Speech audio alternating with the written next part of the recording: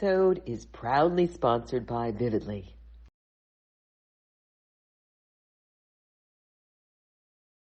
Hey, welcome to Rock Your Midlife, where we give you the tools you need to raise your vibe and rock your midlife. And today's show is super special. You are going to get inspiration and empowerment that you need to create a joyful, inspiring midlife experience, because we are talking to the amazing Alisha Fernandez Miranda about her new book, which is My What If Year. So what if you gave yourself a second chance? What if you decided to take a midlife gap year, a break from your life to explore your dream career, those things that you always wanted to do? You remember when you were like a kindergartner or a middle schooler and you thought, you know what? Yeah, I want to dance on Broadway. You know, I want to be an art dealer.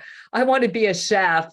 Well, what if you took some time to actually explore those things? Well, on today's show, we are going to share how you can do exactly that. And I want to let you know that today's show is sponsored by Vividly. It's a platform that empowers women to transition, edit, and flourish through midlife. You can check them out at livevividly.com. If you are looking to transform, it is a great place to be. So I've been thinking about this topic a lot. I was actually writing an article for Crunchy Tales, which is an online magazine for midlife women about rage.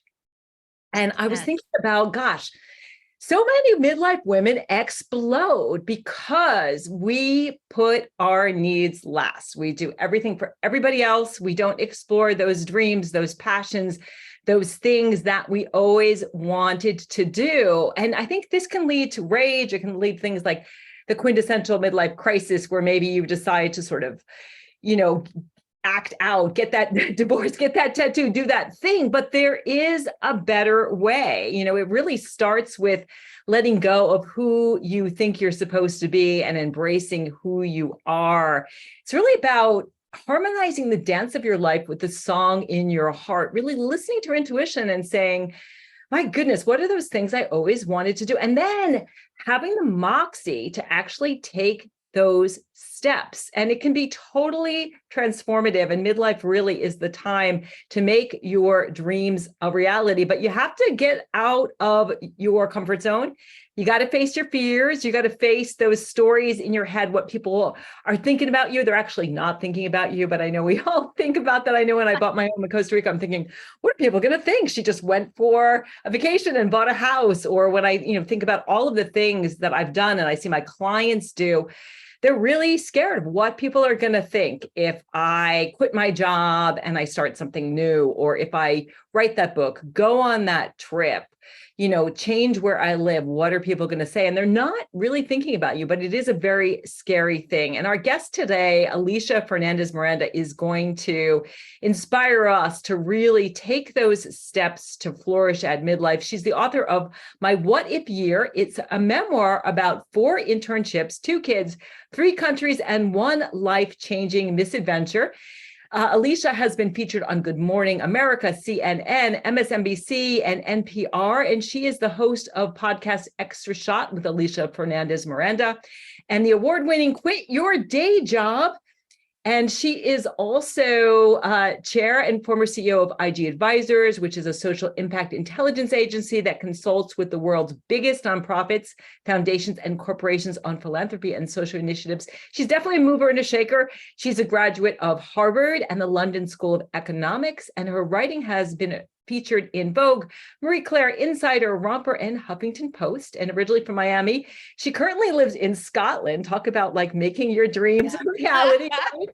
With her husband and 2 12-year-olds, 2 tweens. Well, welcome to Rock Your Midlife, Alicia. Thanks for being here. Thank you so much for having me. I am so excited about this conversation. I'm so excited that our book covers are basically twins themselves.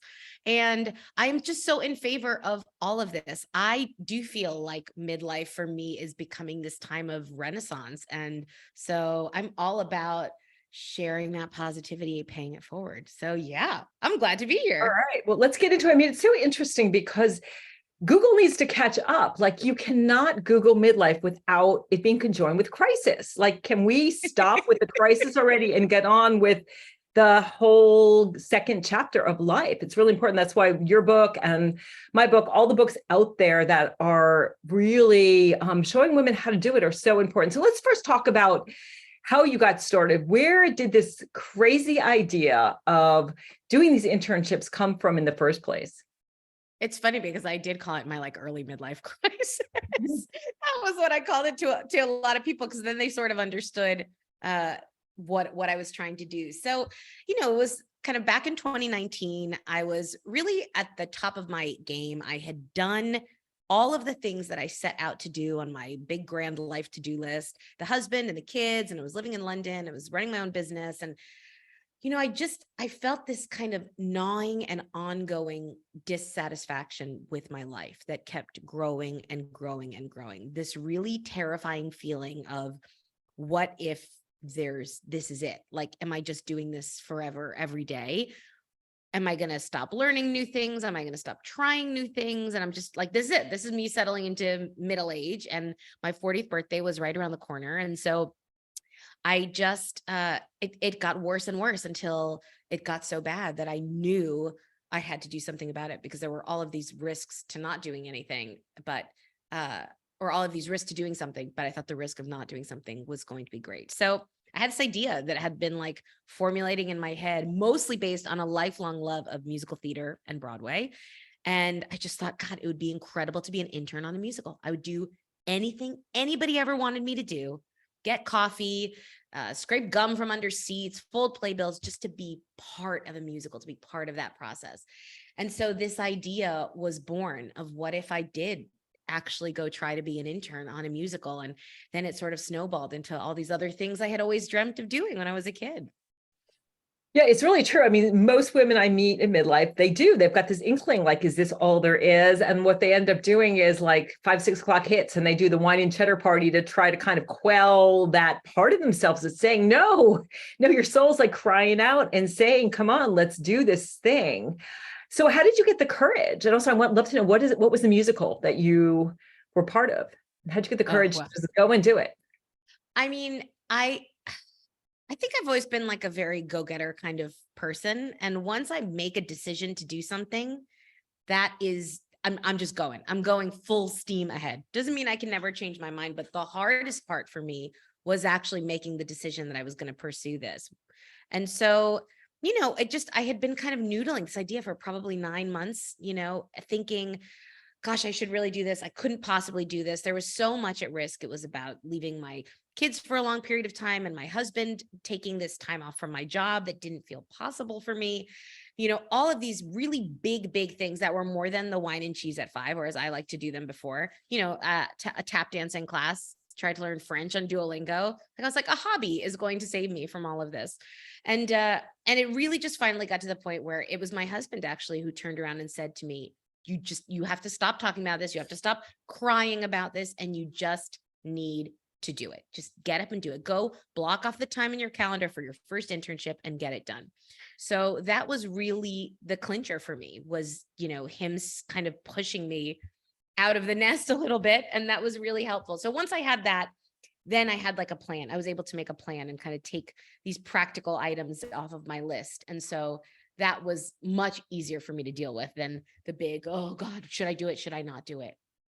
Well, you are so lucky to have a husband like that. I can't imagine that a lot of husbands would just be like, come on, honey, go out to Broadway and do tired of my whining. But yes, he is amazing and very supportive in that way.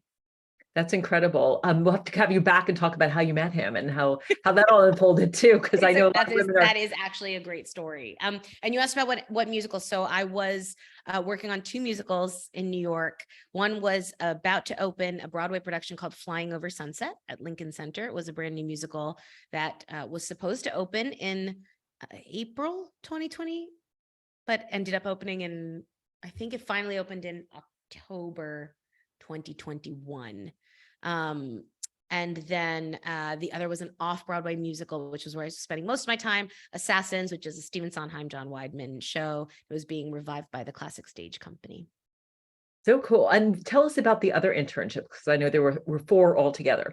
Yes. So I didn't stop. I did one. I still want to intern all the time. This is like part of my problem now is I want to keep interning. But in the period that the book is covering, I also interned for a retro dance and fitness company that does virtual. They were doing virtual fitness during the pandemic. I interned for a contemporary art dealer, so buying and selling very high-end paintings and sculpture. And I interned at a beautiful hotel and restaurant on the Isle of Skye in Scotland. As in everything. I did everything.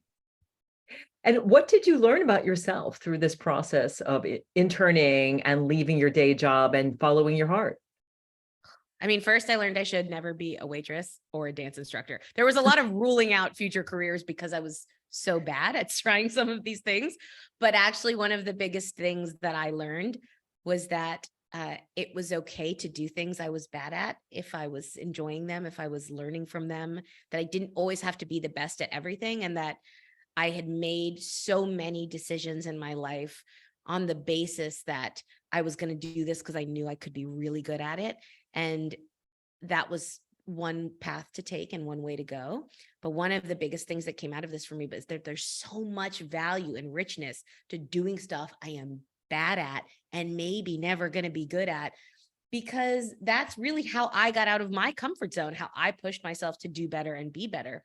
So that was huge. I mean, I learned, so much. You basically, if I had listened to you, I probably never would have had to do these internships if I had heard you before I started, because everything that you were sort of saying in your introduction were things that came to me. This idea that I had to get out of my comfort zone, that I had all of these ideas in this narrative about myself, what I was good at, what I was capable of, what I should be doing, what other people thought I should be doing, that didn't need to rule my life and rule my decisions any longer. I'm a grown woman. Like, I can do things different if I wanted to.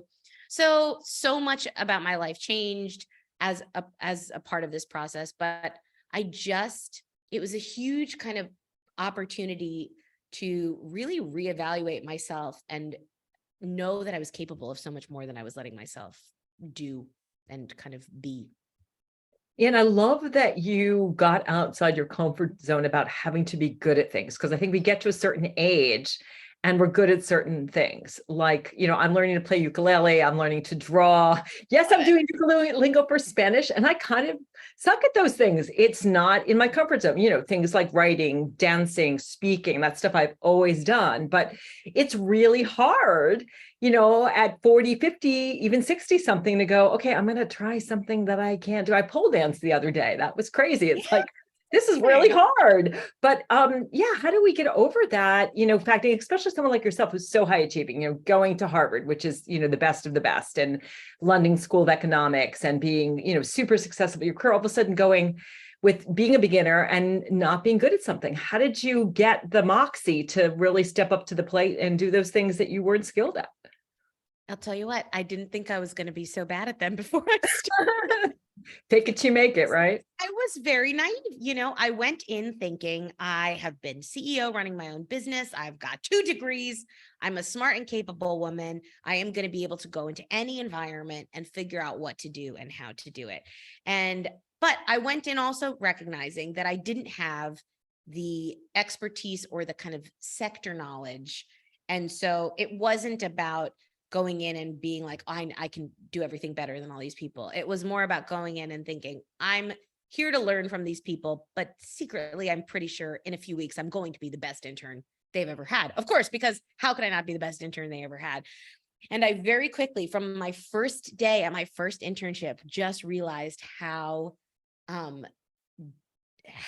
far away from the shallows I had swum. Even the vocabulary was different. The rules of, my very first internship was with these musicals, and you've got all of these union rules that kind of govern the day and the breaks people can take and what they can do and who can be in the room when.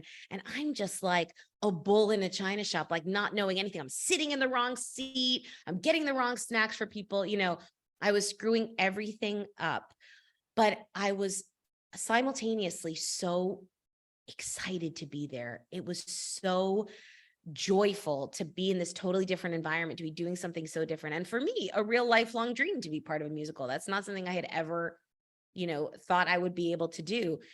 And that outweighed the shame of being so bad at things. And I think that it was okay because I was bad at these things and the world didn't fall apart. And by the way, I was an intern, so the show didn't even fall apart because no one was really relying on what I was doing to like, make sure everything was a success.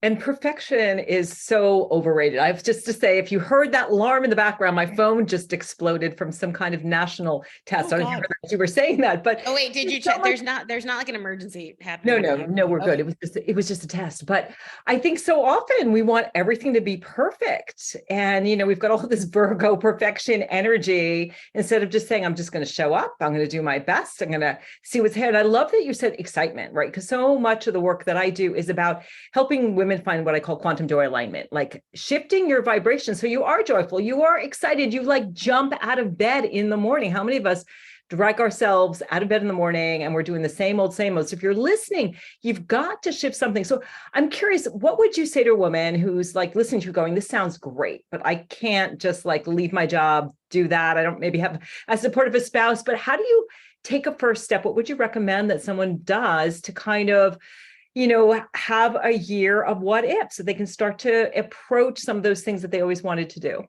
Yeah. I mean, I will say that I would never knock my tap dancing and my Duolingo French because I think those were very important steps on the journey. For me, I needed a bigger shakeup. That is what I needed at that time. But I actually think that things like that bring you joy, that connect you with this person that you were and maybe have lost, or maybe a person that you want to be and haven't been yet.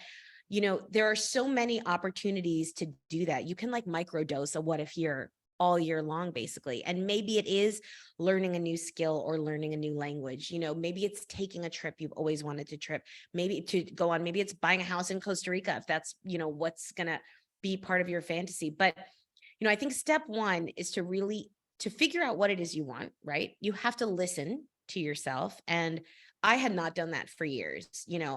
It's no coincidence that I finally was able to reflect on what I was doing and take these steps when my twins hit 8 years old and they were in school. They were reliably feeding themselves and, they could function as individuals outside of the home, more or less.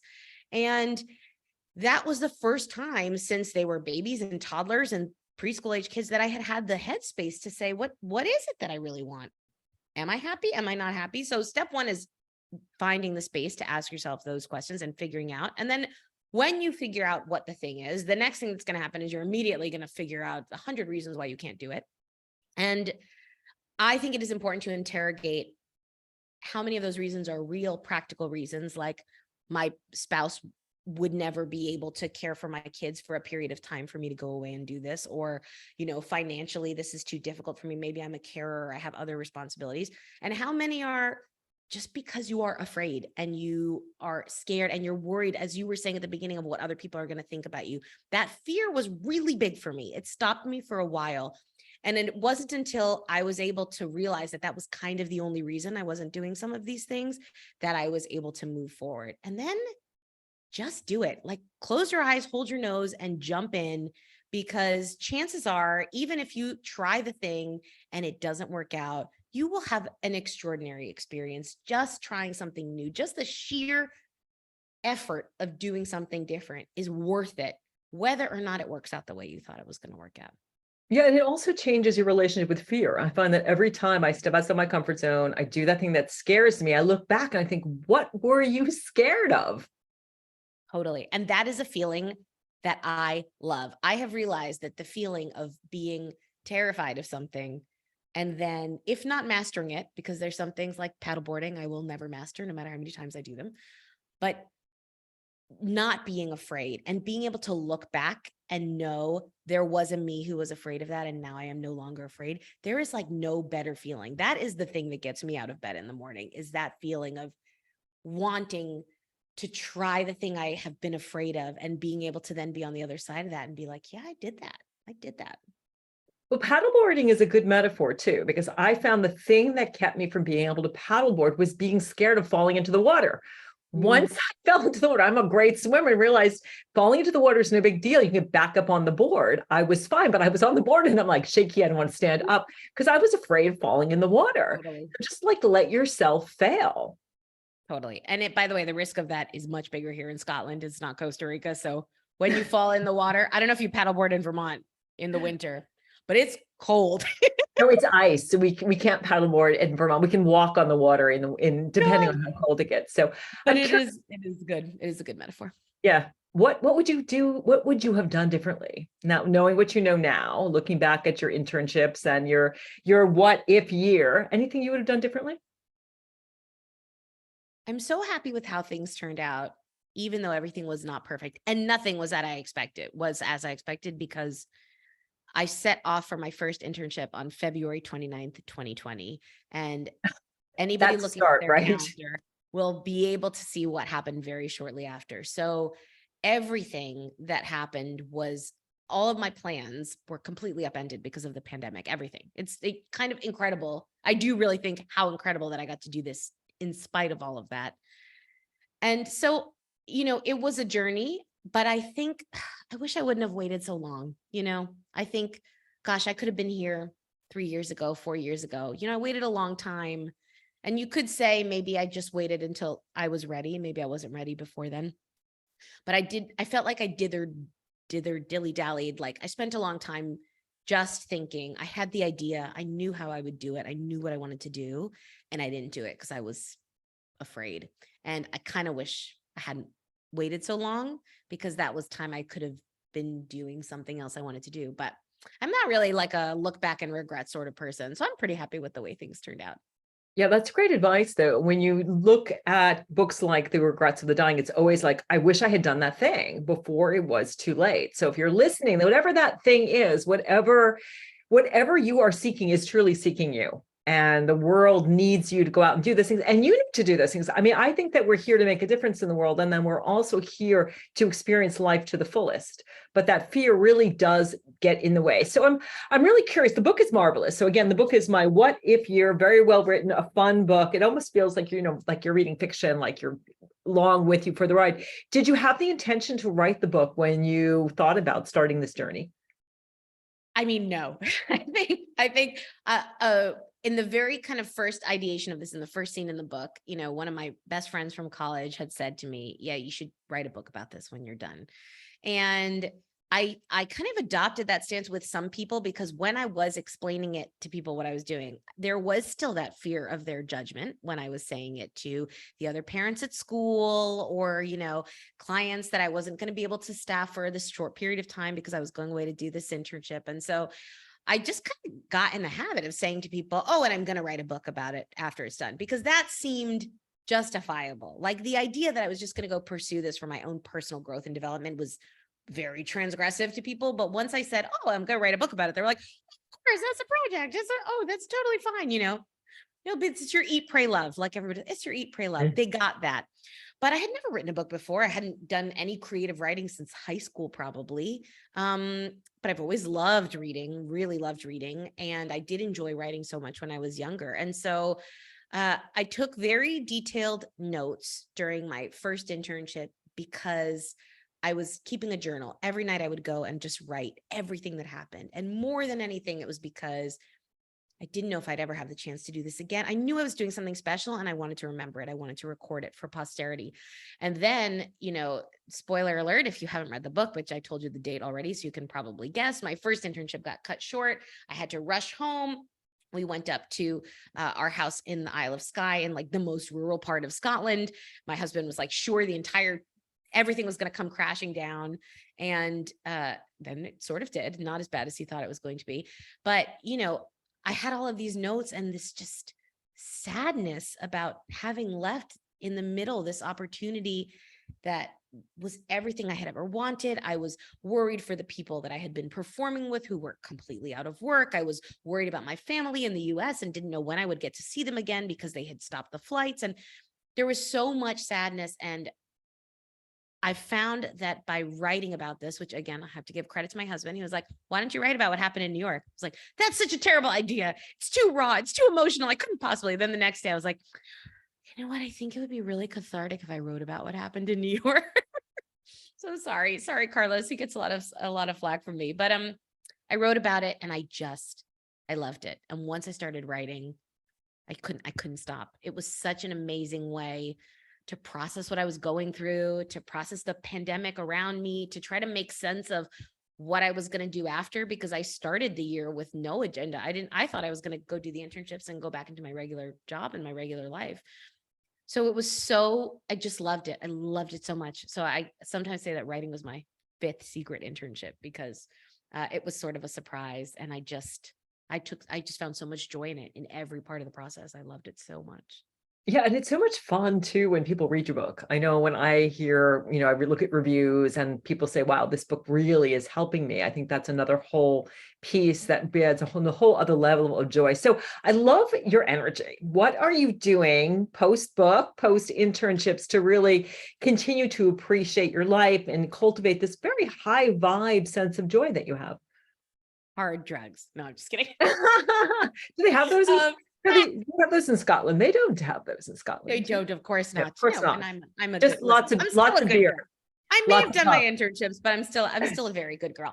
It is like it's a daily practice, I think, because I did all the internships. I wrote about them. I made a lot of big changes in my life. I moved, I quit my job. I started doing all of these new things that I now had space for.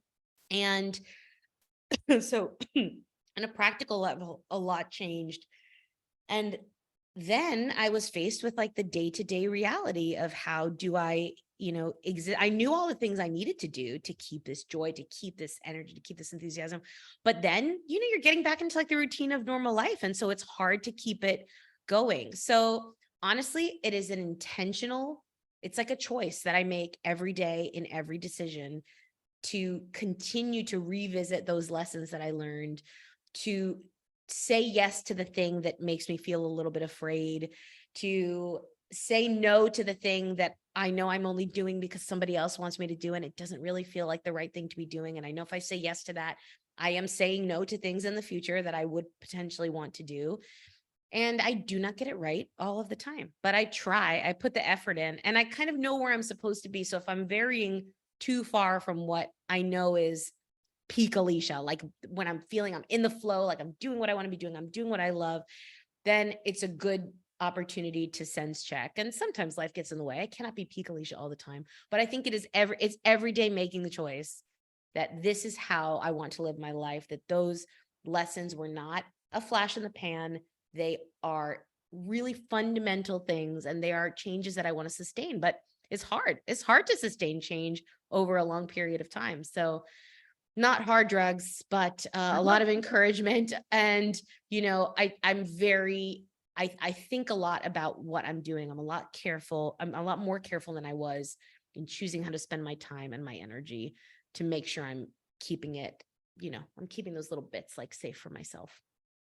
Yeah. So it starts with mindset. It starts with choosing to be joyful, to be happy, to step outside your comfort zone. If you're listening, this is so true. I mean, you are the heroine of your journey. I'm a big Joseph Campbell fan, right? So we are actually creating our reality every single moment by our thoughts, by our actions, by our behaviors, by what emotions that we choose. It doesn't mean we're going to be like happy and joyful every second. Things happen.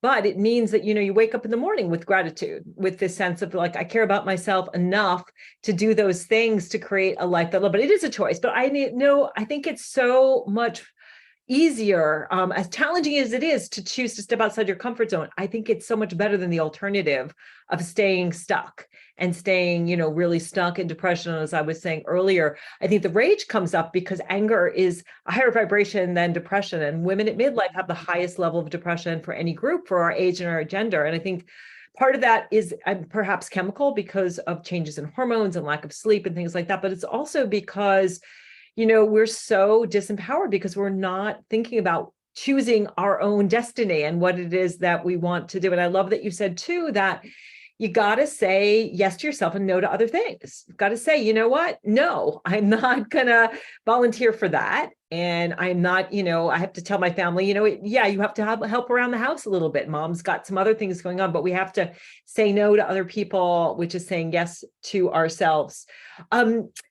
So any other thoughts about, again, I want to give people really concrete things that they can do to start? Yes, you had said earlier that, you don't have to quit your job. It doesn't have to be a big thing, but any thoughts about getting over this fear and getting started in this process of having my what if year? And of course, I think about Shona Rhimes' book, my year of yes, which I'm sure you thought of that too, of just like what she said.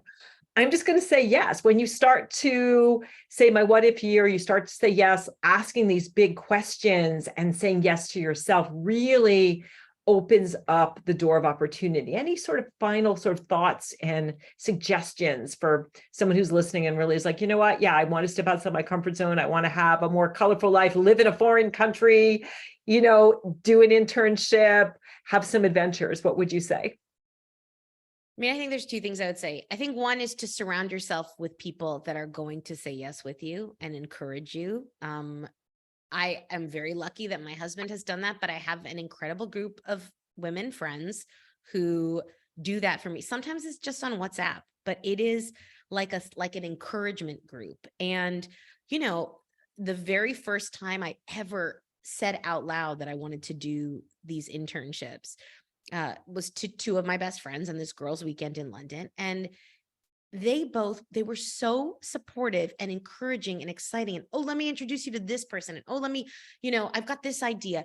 And I think if they had turned around and said to me, that's a really stupid idea, you shouldn't do it, I don't know that I would have done it. But because I had this group who were just there cheering me on and encouraging me to take chances, I am so grateful for them. Whoever those people are in your life, find them, connect with them, get on a text chain, and support others the way you want to be supported. And, it is such a beautiful thing. I think that kind of friendship and community. And I feel so grateful in midlife to have these women who have been with me for so long. And some are newer friends, but that we are out there, we are in each other's corner, and we're the ones saying, when someone else is saying, oh, I don't think I could do it, they're the ones that are saying, yes, you can do it. So that's one thing. And the other thing I would say is, now my story is a book and it's all been packaged and it's like a what if year, and it feels like this huge change. And it was a huge change, but it did not start out as a huge change. And I think it started out with wanting to go to Broadway, wanting to do this one internship. I was going to be gone for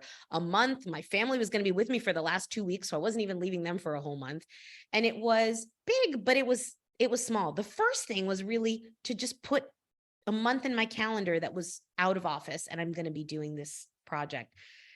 And so I think just don't be paralyzed by the idea of a huge change. Just find the one small thing, because that is the only way you can make a big change typically in a normal life, which is you make a lot of small changes and they lead you to a larger change. And so don't worry about changing your whole life. Don't worry about leaving your job or doing something drastic. Just pick the one small thing. Just find one thing, because you are absolutely right when you say that the more you do things you're afraid of, the easier it becomes to do things you're afraid of. And I think that's right. The more you take a small chance, the easier it's going to be to say yes to the next thing and the next thing and the next thing. So just do it. Just get out there and do it. You will not regret it, whatever it is, even if it's that haircut that, whatever, your hair will grow back. It's fine. Just do the thing. Yeah, absolutely. So surround yourself by positive people and friends. I know that's been so important. I have amazing girlfriends that are doing that. I just think it's so cool. So many midlife women are doing that, and there are so many groups. So if you're listening, you need some support, hey, let me know. Go to my website, themidlifewhisperer.com, hit the contact button. Let me know, what is that thing that you are going to do? Maybe it is a trip. Maybe, maybe it is writing a book or interning or doing something, but just do it. And I would say too, listen to your heart, listen to your intuition, because that thing that you want to do is there. If you're like, I'm not sure what that thing is, spend some time thinking about it, journaling about it, asking that question, asking the universe, what is this thing? What is next for me? And notice what shows up for you. So Alicia, thank you so much for joining us. Hey, where can people connect with you? What's the best place to find you? I have tons of information on my website, which is aliciafmiranda.com. All sorts of events coming up. I've got a retreat that's coming up next year for people who want to come to Scotland and actually have a what if adventure with me. And I spend too much time on Instagram, and that is at Alisha F. Miranda. So you can do that. And you can listen to my podcast, Extra Shot, new episodes every week, interviews with fun people. It's like this, basically, just, slightly more games where we make people guess words in British accents and things like that.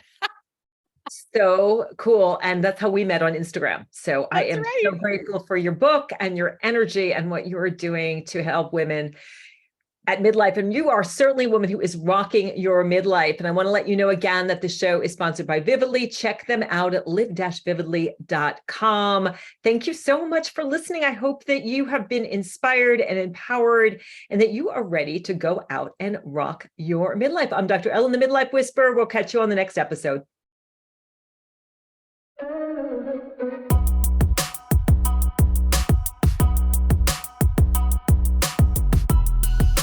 Midlife can be challenging. You may be sandwiched between growing kids and aging parents, dealing with menopause or a health issue, and trying to find work-life balance. Or maybe your life looks good on the outside, but inside you're feeling stuck and wondering how to get your confidence, energy, and joy back. Hi, I'm Dr. Ellen, the Midlife Whisperer, and I hear you and I've got you. Think of me as the one-stop shop for all your midlife needs. I'm a psychologist, registered dietitian, nutritionist, board-certified health and wellness coach, and mindful self-compassion teacher. I'm also an author and podcast host with over 30 years of experience empowering midlife women. I provide inspiration and wisdom to help you transform your health, your mindset, your relationships, and your life so you can rock midlife.